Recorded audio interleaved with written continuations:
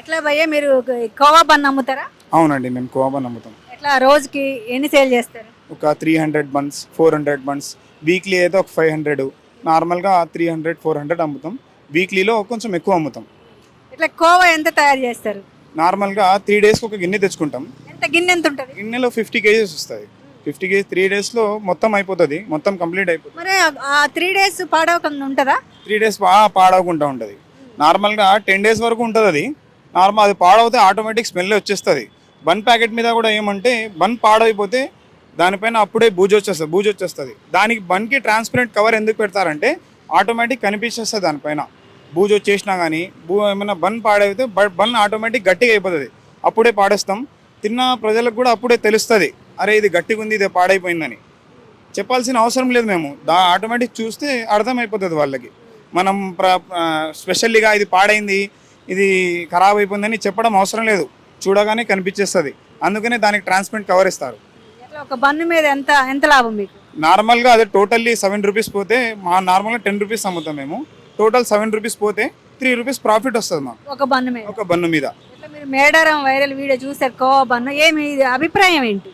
మేడారం జాతరలో ఒక కోవా బన్ అమ్ముకునే ఒక వ్యక్తిని చాలామంది రౌండ్ అప్ చేసి అతనేమో నేరం చేసినట్టు ఆయనకి క్వశ్చన్ల మీద క్వశ్చన్ అడుగుతుంటే చాలా తడబడుతున్నాడు. అతను చాలా టెన్షన్ పడి చాలా భయపడుతున్నాడు. ఒక మనిషిని ఏమన్నా కల్తీ ఉంటే అడిగే హక్కు ఉంది, కానీ ఆయనని అవమానించడం ఆయనకు హక్కు లేదు. కర్నూలు నుంచి ఎవరైనా చాలామంది అమ్ముకోవడానికి వచ్చారు. అలా కడుపు కొత్తగా అమ్ముకోవడానికి వచ్చారు. వాళ్ళకి ఏదంటే అది నీకు చెట్టు కట్టేసి కొడతాం మేము, అది చెప్పడం చాలా తప్పండి. ఏమైనా తప్పు ఉంటే ఫుడ్ ఆఫీసర్స్ ఉన్నారు, ఏమైనా ఫుడ్ గురించి తప్పు ఉంటే వాళ్ళు అప్పగించాలి. కానీ వీళ్ళే వీడియోలు తీసి వీళ్ళే మైక్ పెట్టి ఇది తప్పు, ఇది నేరం, వాళ్ళకి ఏం తెలియకుండా వాళ్ళు ఏం చూడకుండా అలా చెప్పడం చాలా తప్పండి. మా వీడియో చూసిన ప్రతి ఒళ్ళకి చాలా బాధేస్తుంది. ఎందుకంటే వాళ్ళకి కన్నీళ్ళు వస్తున్నాయి. ఆయన ఆపుకొని చాలా లోపల కష్టం ఎంతున్నా కానీ ముందర అంతమంది ఉన్నా ఏం చెప్పలేకపోతున్నాడు. చాలా భయపడుతున్నాడు అతను. అంతమంది రౌండ్ ఆఫ్ ఒకేసారి చేసేసి అది ఇది ఆయన చెప్తున్నాడు. ఆయన నిజాయితీగానే చెప్తున్నాడు. రిపోర్టర్ వచ్చి ఏమడుగుతున్నాడు అంటే దీంట్లో ఏం కలుపుతాం అంటే అన్న పాలు, చెక్క, గోధుమ రవ్వ. ఆయన నిజాయితీగానే చెప్తున్నాడు. అయినా కానీ వినడం లేదు.